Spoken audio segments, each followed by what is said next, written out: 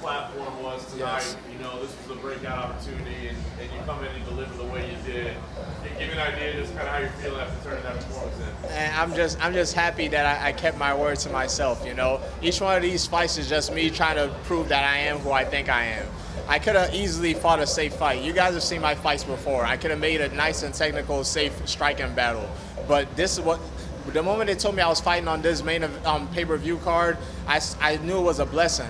I said, this is my time to steal the show, and I hope I got it done. Yeah, it's interesting. So, I mean, you're getting a lot of attention. You're making your way to the ranks. You had that conversation with yourself and like, hey, yeah, I got to take chances. Yeah, 100%. Because I thought the risk was worth the reward, you know? It's like, you might get clipped, you know? Fighting like that, you might get clipped. I'm a defensive fighter first before I'm offensive. I just have a lot of power, so I get a lot of finishes, you know? But I talked to my parents, I talked to my mom, I was like, hey, this is our chance to change our lives, you know? Like something like this, enough eyes get on me, and it could be completely different from here on. I feel like you should have had more attention already. I mean, you've already had some great Nah, man. Honestly, I'm not one. I don't think about myself like all big like that. You know, the only reason why I don't have the attention that I think I should get is because people just don't know me yet. If you don't know, you don't know. You can't be an egomaniac and expect the world to give you something you haven't earned. So, last thing for me, what do you think should come next for you? I mean, you're a key point in your career, man. It's kind of transitionary period from prospect to contender. Yeah. What do you eye next? Right now, honestly, opponent-wise, I don't really pay much attention to it. I think I'm in a pretty good place with the company. I'm in a pretty good place with the UFC. And as long as I keep giving performance like this, they're probably going to keep me on the same wave, you know. The only thing that I would ask for is to be on the December card in Washington, D.C. That's the only request I have. Outside of that, I'm just happy to count my blessings.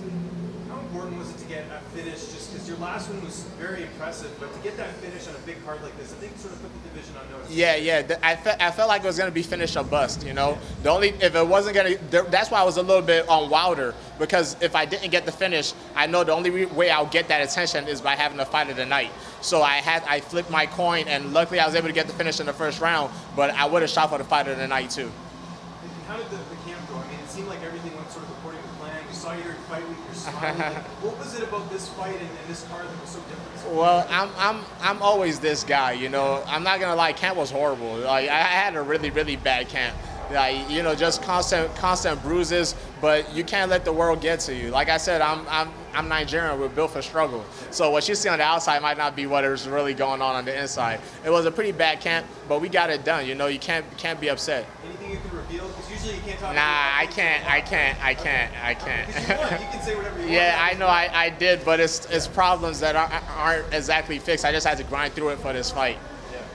So does that make it even sweeter that you overcame all this and you still got the biggest fight of your career? Not sweeter, just I'm proof to myself I'm the person I say I am. You mentioned you want to be on that Washington D.C. card, a second home for you. Last time the UFC was there, you were a kid, you were supporting tickets. Yes. How much does it mean for you to be there? What was that feel? It's a fantastic story, you know. I try to look at my career as like one big book, you know. After each fight, I always name them chapters, and then in my head, I kind of think about them as like a chapter of a book. So that's going to be a hell of an addition to my storybook, being in D.C. Like, honestly, the first time when they were there, I was a kid, I watched it. I hope it wasn't a pay-per-view, because I'm going to tell on myself and say I stole it. Because I know for sure I didn't pay for it. But that was the first time I even saw my coach on TV. And I saw his student, which was another, it wasn't like a Nigerian, but it was somebody from PG County, which was another motivating factor. It's like, oh man, this guy's from where you're at right now. If he can make it, you can make it. You win the 50 Gs, what are you going to do with the money? I know part of it was getting back to the people as well. You already know, man. The plan doesn't stop. That's the whole reason why I'm doing this, you know. I'm just trying to make the life of the people around me a little bit better and better and better. That 50 Gs is still going to the family. We're just going to keep building this. I said I was going to build this house. I'm going to build this house. Sodiq, before your last fight, there was that cute video of your mom, learning to spar. How's her training going? She's doing pretty good. You know, I'm going to go against her again. We got to get another sparring session going, because now she's learning how to kick. Before, she was only doing boxing, and she's a little bit wild. She puts a little bit too much power on her punches, but she's a hard worker. I get my work ethic from her, so she's starting to get a little bit nicer with her hands. And now that she's learning how to kick, it's gonna be a little bit of a harder sparring session. Now that she's training, does she try to give you some advice and tell you what you should be doing? Nah, never that, man. She knows her son. She does her part, and that's it. And whenever I get in there with her, she's always happy to try to beat me up. Have you talked to her? What did she have to say after your victory? The first thing I do after every fight is call my mom. I call her and I say thank you for the prayers. You know, that's all it is. She woke me up 2 days ago because towards the end of camp, I started doing it 2 fights ago. And I think I'm going to make it a tradition from now on. Like towards the end of camp 2 fights ago, I went to go stay with her because a couple of my roommates got sick. And then the 2 fights ago, I did the same thing. And then this time I was like, I didn't have a reason. I just went over there. So the last 2 weeks of practice, I just go stay over there. And it's just a comforting feeling, you know, that she'll wake me up with her voodoo prayers and all that stuff in the middle of the night. And 2 nights ago, she woke me up and she said, hey, we've all been praying for you. You said you wanted to have the most exciting fight of the night, and then you wanted a knockout on top of that, and that's what we're praying for, and you're gonna get that. So as soon as I called her, she was like, I told you it was gonna get it. You had an exciting fight, and then you gotta finish afterwards. So that's all it is. It's all blessings, man. Did she tell you the lottery numbers by chance? Nah, we don't push it too far. Right now, the prayers are working. You don't want to ask for too much, and it's like, all right, throw it away.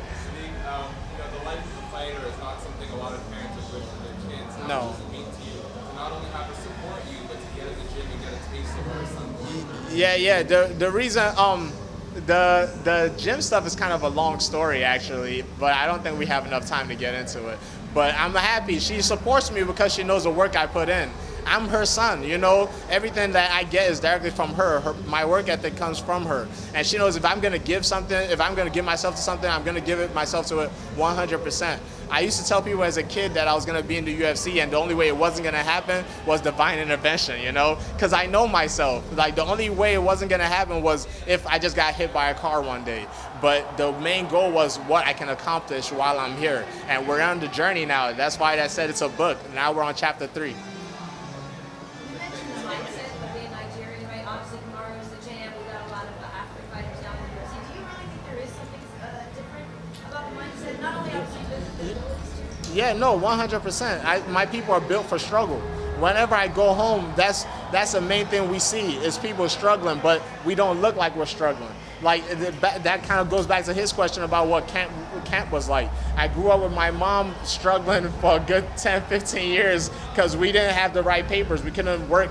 We couldn't get the right kind of work, you know, but she never let it get to her. We keep our chin up and we get the work done. If we got to put our head down and get the work done, we'll do that too.